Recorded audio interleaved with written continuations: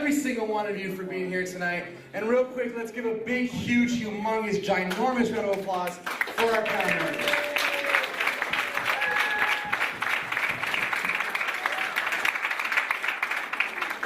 And again, I want to thank Mike for putting this all together. I want to thank Mike for putting this model together.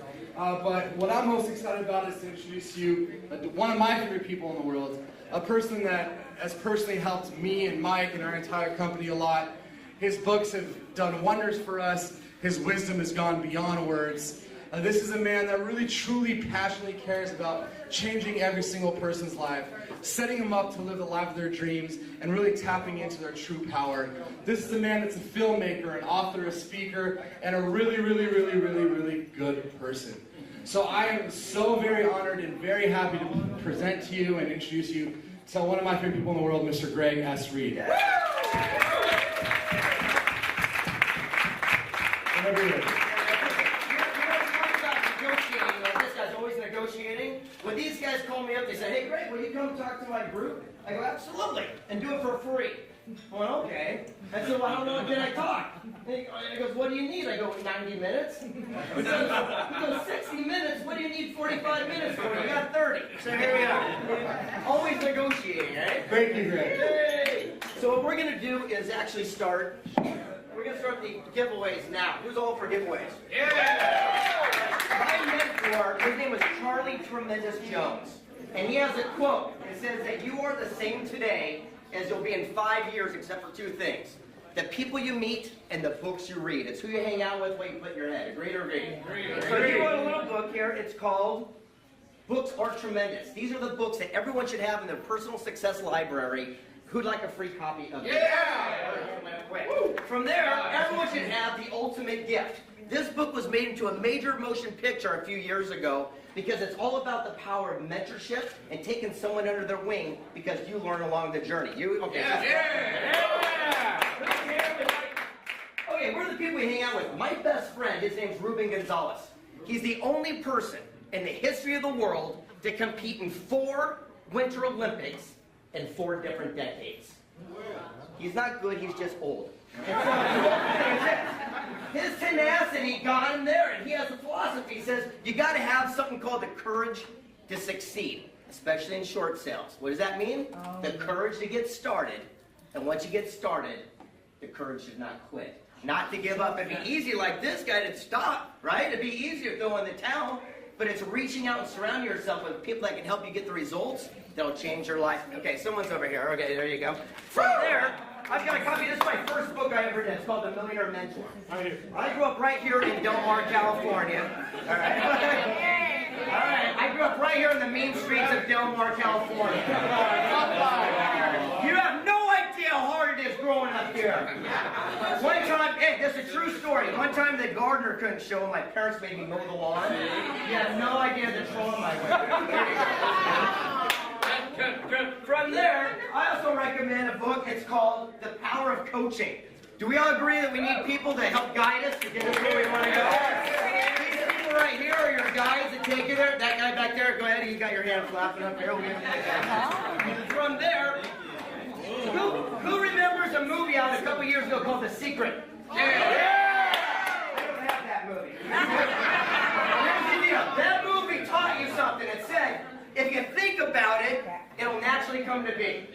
Is that true? Or is it also the action behind that action? Right. If I want a fruit tree in my backyard, do I sit on my butt and think about it? I go to Home Depot and buy a fruit plant. I dig a hole, I plant it, I water it, fertilize it. It takes 3 years, I got a fruit tree, right? I took actions for the attraction. So I created a movie called Pass It On that actually teaches the blueprint of success. Get your hands on there. And I got another one back here for you. Sorry about that. Yeah, I've got a book here. It's called Wake Up, Live the Life You Love. Living an Enlightened Path. There you go. And then, before we even get to this part here, this book is a must-read. Listen to the story behind the story, because you guys are going to really dig on this one. Has anyone ever heard of the Acres of Diamond? All right, pay attention to the story. There's a young man who's got a farm. And every time he plants something in the field of his farm, nothing would grow. One night, he gets this idea he'll trick someone into buying his ranch, and he'd go out to seek fate, fortune and fame. Well, sure enough, he does this transaction, and he goes out, seeking all this worldly goods, but nothing goes his way. Frustrated, he commits suicide. It's a real uplifting read. But here's the good part. The guy back home gets upset because, sure enough, nothing will grow in the fields. Every time he plants something, these little white shiny rocks keep popping up. And lo and behold, had acres of diamonds in his own backyard. Wow. And how many times do we seek something outside our own success to make us who we are? And the realities are, you are literally in a giant acre of diamonds right here with Short Sale Pros. Would like a copy of... All right, there you go. All right, here's a quick warm-up. Now, I know you've been drinking and been standing all day, so I'm going to go right into it. Has anyone ever heard of a guy named Napoleon Hill? Yeah! Have you heard of a book called Think and Grow Rich? Yeah! It's the 20th best-selling book in the history of the world, right? But here's the story behind the story. In 1908, Napoleon Hill's 25 years old, and he gains a meeting with the richest man in the world, Andrew Carnegie. And at this meeting, Carnegie takes a liking to him. He says, young man, if you'll work for me for free, for 20 years, I'll send you on a mission to meet the most powerful and influential people of our time. Right there, he reaches in his pocket, goes, work for free for 20 years? He's got 20 cents in his pocket, says, I got nothing to lose, I got everything to gain. He goes, Mr. Carnegie, not only will I accept your mission, I promise I'll complete it. Carnegie takes him by the hand and says, I not only like what you said, I like the way you said it. You got yourself a job. But then Hill says, but why are people going to talk to me? I'm just a knucklehead kid. Why am I going to meet these people? And Carnegie says, I'm going to write you a letter of introduction. And when people see this, back in 1908, that was the greatest thing that you could have. It opened the doors for him to sit down with Edison and Einstein and Ford and Alexander Graham Bell, the Rockefellers, the presidents. And he picked their brains and created the first ever formula for success. Exactly 100 years later, in 1908, the Napoleon Hill Foundation's president and CEO wrote that same letter that Carnegie wrote to Hill years ago and gifted it to me. And they gave me an opportunity to travel around the world and update the principles from Think and Grow Rich. And the first story I wanted to share was called 3 Feet from Gold. It's the very first chapter. You're going to relate to this one. Oh yeah, right there, he's got a yardstick, 3 feet. He never goes anywhere without carrying that yardstick with him. And here's the idea, 3 feet from gold, there's a young whippersnapper, again, who gets gold fever, just like there's a diamond guy. He goes out west, finds a hole, starts digging in it, sure enough discovers some gold. He figures, I'm going to be rich. He hides it and buries it and goes home and tells his family. They chip in money to buy equipment and pull it out by the truckload. The first ore cart comes out, it's filled with gold. Woohoo! He's going to be rich! But then the gold runs out. They kept digging, but there was no more gold. Defeated, Darby walks out of that mine and says, I quit. I'm through. I'm going back home. He sees a junk man walking by and says, hey, buddy, give me $200. I'll sell you the mine and all the equipment. I'm going home. I just needed airfare so I can get back. Well, the junk man, realizing the equipment's worth thousands, said, of course, you got yourself a deal. Darby goes home a quitter. Well, then he does something brilliant because the junk man goes to an engineer and says, what happened? I don't get it. They hit gold and they ran out. The engineer starts laughing. He goes, that's so simple. Everyone knows that gold runs in a vein. It's called a gold vein.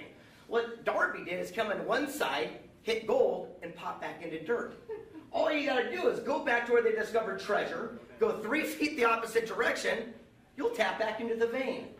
Not only did the junk man pull millions of dollars out, it still fills Fort Knox today. And the moral is, how many times have we or someone we know quit just one class short from a degree? Or quit sales, or marketing, or threw away the opportunity of a lifetime with a short sale that's right there in the grass? The realities are this: the people that are truly successful are those that don't quit. And for myself, these last few years, I don't know about you, they've been a little challenging. So when I went out on my mission, I didn't want to talk to people about why they're rich or cool or successful. I just asked them one question: why didn't you quit? You know, I don't know about relating to another billion-dollar success story, but I can relate to wanting all my crap back. You know, I want my house back. Yeah, I want my stuff. So I got to sit down with the greatest minds, and what I'm going to do with you, just real quick, I'm going to share 4 stories, and then we'll wrap it up.